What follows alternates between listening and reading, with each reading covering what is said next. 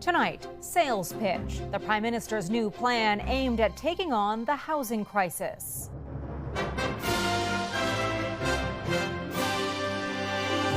Canadians need homes they can afford. The urgent need. We are losing a lot of low-income housing. And the politics behind the new pledge. A stranded whale thwarts a delicate rescue mission. We're able to get her real close, but she's catching on to us.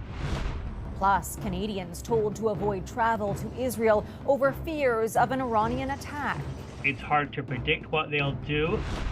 Also, the multi-million-dollar robbery that may have ties to a major crime syndicate. And long walks on the beach with a llama. I think it's just their little quirky faces. They're just so different. They're extremely smart. The unexpected draw bringing tourists to New Brunswick.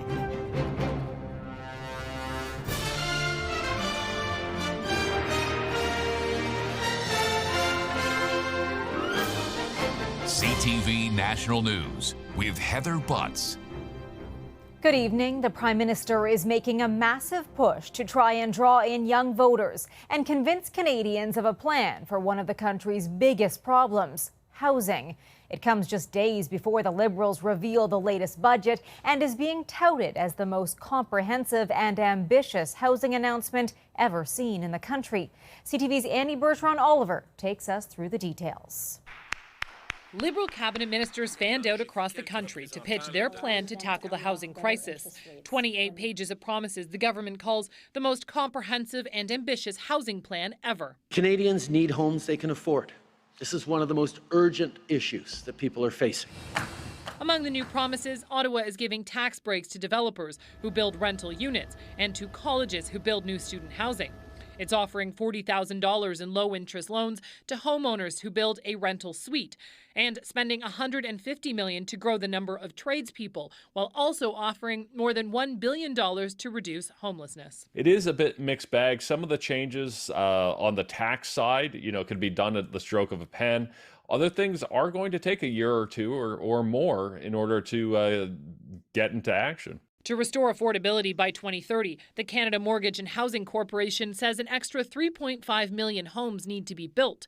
This plan aims to create a total of 3.9 million homes by 2031. But getting there requires the provinces to buy in. Right now it's a 6-7-story office building. Housing advocate Mark Richardson hopes many of those units will be created from unused government office buildings like this one in Toronto. This is an example where the city's been doing all the right things. There hasn't always been the federal commitment to bring the kind of money to the table in affordable housing loans and grants that make a project like this viable. And while experts say the plan doesn't do much to increase the supply of homes for sale, rental advocates are desperate for solutions for the lowest income renters. We are losing a lot of housing, low-income housing, where the builder comes, buy these low-income homes, they crush them, and then evict the people. The government is also promising a historic shift in how public lands are used to build new homes. They're also pledging to make it easier to build rental units near colleges and public transit, an idea the Conservative leader, Heather, has been pushing. CTV's Annie Bergeron-Oliver in Ottawa. Some unusual moments at that housing announcement today, with the Prime Minister and members of his cabinet repeatedly pausing to tend to matters on their phones. They were voting remotely in a parliamentary session in the House of Commons relating to more than 200 Conservative amendments to the government's jobs bill. The head of CSIS was called back today to testify for the second time at the inquiry into foreign interference, questioned about specific findings in briefing notes tabled before the commission. CTV's Jeremy Charon was listening in. Jeremy, what has changed? Heather, we learned a few key things from David Vigneault's testimony today, including that he stands by the conclusions in a series of briefing notes presented to the inquiry. Those notes had not yet been tabled when Vigneault last testified, and so today he faced fresh questions about those documents and their findings, including that China did interfere in the 2019 and 2021 elections. We saw foreign interference during those elections, and that interference was indeed clandestine and deceptive. And at the same time, that interference did not amount to have an impact on the integrity of the election. Now, another memo from 2022 concluded that until Canada views foreign interference as an existential threat to Canadian democracy and respond to it, the threats will persist. Now, Wednesday, testimony from the Prime Minister and his senior advisors revealed that some of the information in these documents was not shared with them. Today, Vigneault clarified, while the briefing notes were prepared for meetings he had with the Prime Minister, much of the contents were not passed along.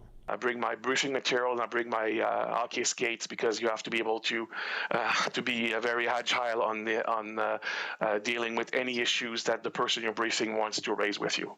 He says the briefings often focused on specific incidents of potential foreign interference. Today's testimony from the head of CSIS wrapped up the first round of public hearings in this inquiry. The Commission is now expected to deliver a preliminary report by May 3rd, and a second round of public hearings will be held this fall. Heather? Jeremy Sharon reporting from Ottawa. A former Canadian Space Agency engineer has been acquitted of breach of trust. The RCMP accused Wanping Zhang of using his position to act on behalf of a Chinese aerospace firm while employed by the federal agency. A Quebec judge cleared him, saying it warranted disciplinary measures, but the Crown failed to prove he committed a crime. The mission to move a baby killer whale on the west coast of Vancouver Island is on hold tonight. The Orca has been trapped for more than 2 weeks in a lagoon. A rescue effort today wasn't successful. CTV's Andrew Johnson with what went wrong and what's next. This isn't how the first attempt at a rescue 3 weeks in the making was supposed to end. Boats being pulled back out of the water with a young whale still stranded nearby. Today was unfortunately did not work.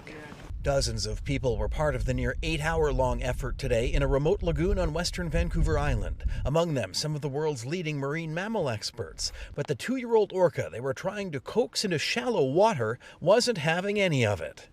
This animal is extremely smart and learning very quickly, so we really only have had a few chances at this, and the animal is adapted. So we're looking at alternatives going forward in that we're able to get her real close, but she's catching on to us. The plan was to get the orphaned orca into a sling to hoist her out of the water and onto a truck. Then the whale would be released back out into open water, hopefully near her family pod.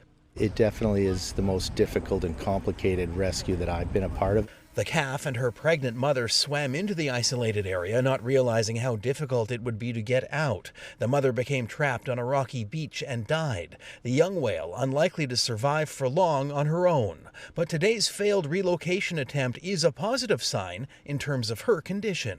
The animal's still very active, appears healthy, so it's that makes it difficult, but it's also very good news.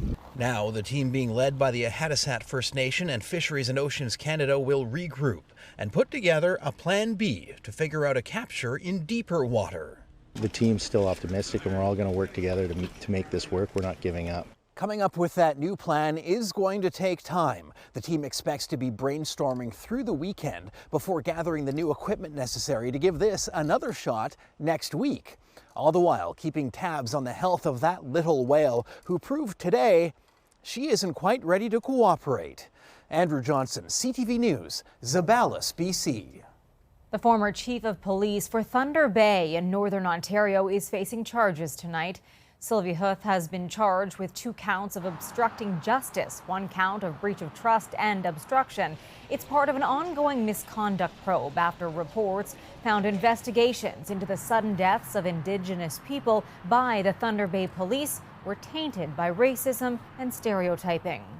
A Toronto police officer was stabbed and a suspect shot during a violent altercation this afternoon. Our officer remains in hospital and is in stable condition at this time. The suspect is also in stable condition in hospital. Video captured on security camera shows the tense standoff in a parking lot before an officer shot their gun. The 22-year-old officer is being treated for a stab wound in his leg. He is the 4th officer injured on the job in 2 weeks. Overseas now, Israel is on high alert, bracing for Iran to retaliate for an Israeli airstrike on a consulate in Syria. The U.S. is moving more troops and ships to the Middle East, and it comes with a warning from President Joe Biden. This as the Canadian government is now advising against all travel to Israel. CTV's Heather Wright reports. Dozens of rockets seen here on surveillance video were fired from Hezbollah-controlled southern Lebanon today into northern Israel. Most of them were intercepted by the Iron Dome, but the country is on high alert, anticipating an attack by Iran or one of its proxies. My expectation sooner than later. Today, U.S. President Joe Biden was asked about the expected strike, retaliation for the Israeli bombing in Syria that killed several senior Iranian commanders. His warning to Iran was concise. Don't. As he reiterated U.S. support for Israel. We are devoted to the defense of Israel.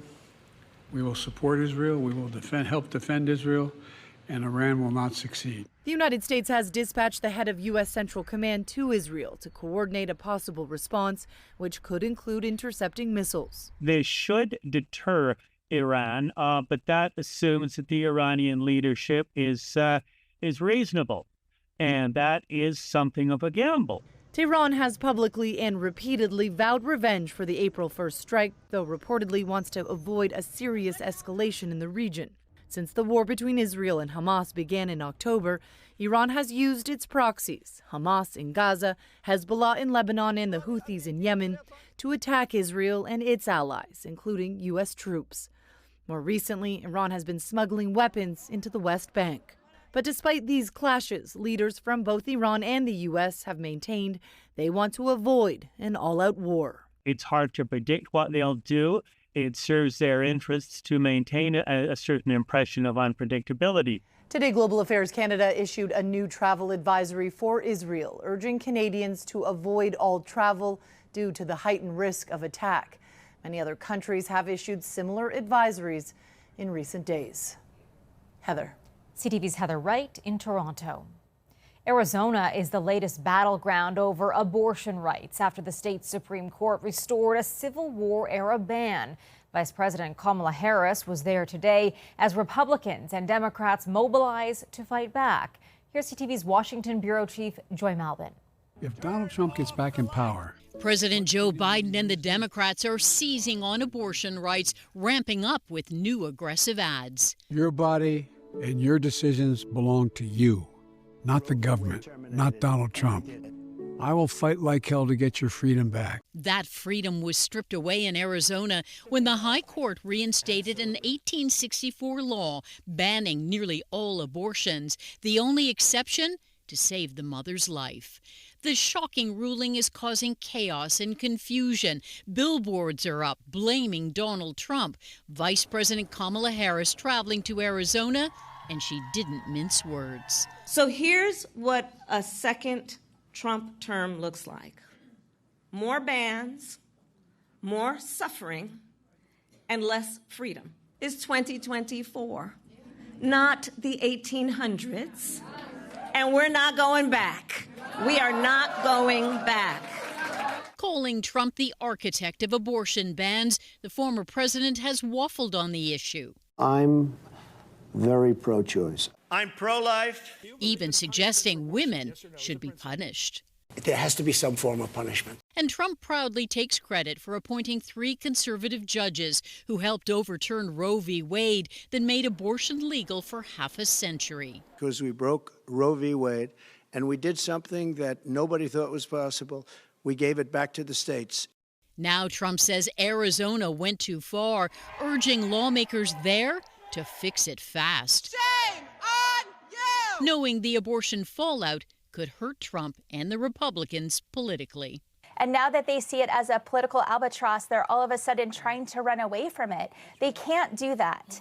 They own this. In an election year where voters aren't too thrilled with either candidate, Democrats are hoping abortion rights will drive voters to the polls in battleground states that they need to win, like Arizona. Heather? Joy Malvin reporting from Washington. Turning now to a deadly crash in Texas, where authorities say a driver intentionally rammed a stolen semi-truck into a government building. 90-year-old female, blunt trauma impact from an 18-wheeler hitting a building where she was sitting. The driver plowed through the public safety office where people were waiting for driver's license services. At least one person was killed, 13 others injured. The suspect was arrested at the scene. Police say the 42-year-old was denied a commercial driving license at that location yesterday. Coming up, the Montreal heist that played out like a movie. A dramatic jewelry robbery with a possible link to international crime. Plus, it's pretty cool. I've never walked a llama before. The unique attraction bringing people to New Brunswick for a leisurely stroll.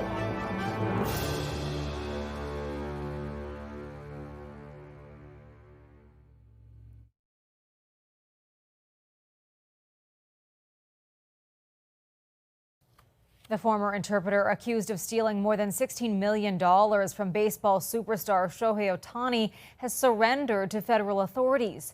The 39-year-old allegedly stole the money from Otani's bank account to cover what prosecutors said was the interpreter's insatiable appetite for illegal sports betting. The judge ordered he have no contact with Otani and to receive treatment for a gambling addiction.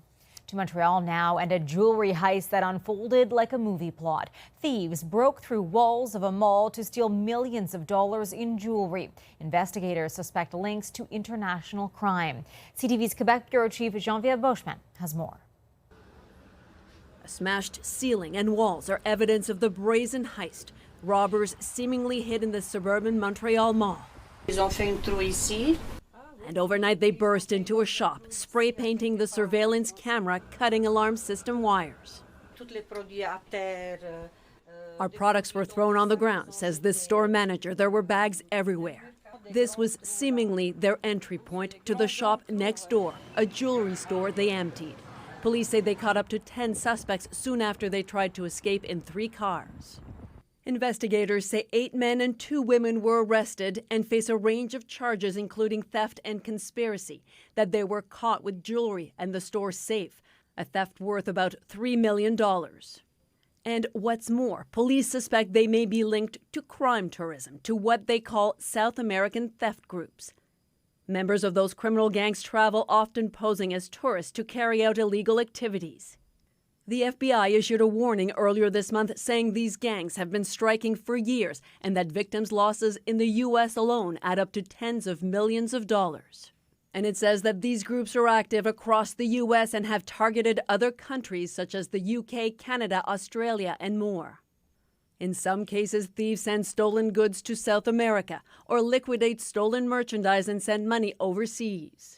The FBI says these groups are usually highly sophisticated and move around a lot. Now, the thefts in Montreal were certainly well organized. The store manager retraced their escape route, the holes through which they carried out the heavy safe, and out the back door of the mall. But this time, police say they stopped the robbers from getting away with millions. Geneviève Beauchemin, CTV News, Montreal. Still ahead tonight. A Newfoundland dentist learns his fate over an incident with an inmate.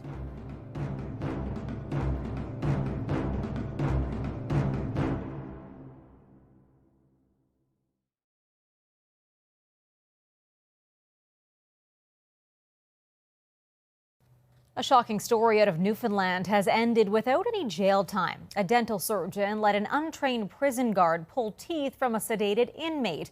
The peculiar case was settled at the province's Supreme Court. CTV's Garrett Berry reports. I can't comment. Sorry. All right.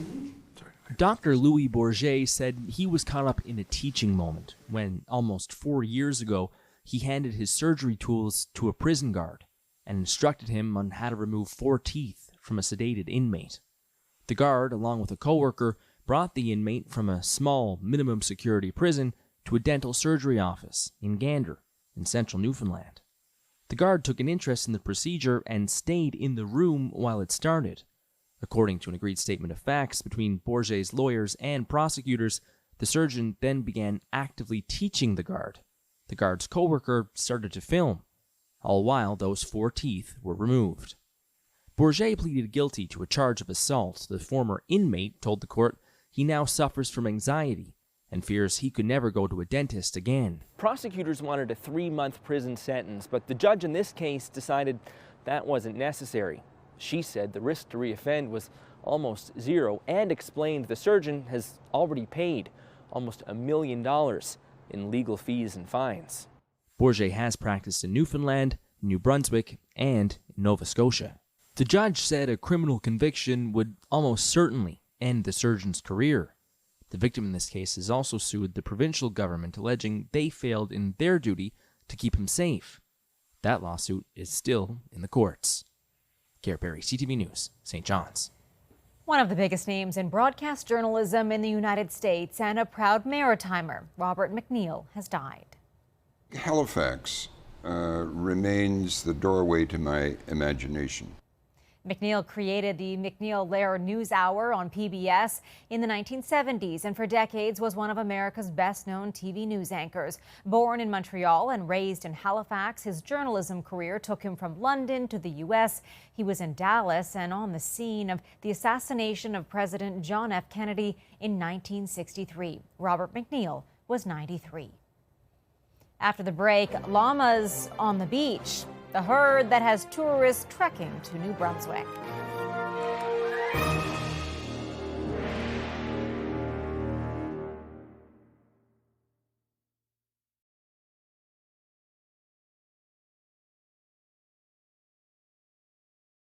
A New Brunswick business is bringing the farm to the woods and the beach, much to the delight of animal lovers. The special stroll involves a funky and fluffy four-legged friend along the sandy shores.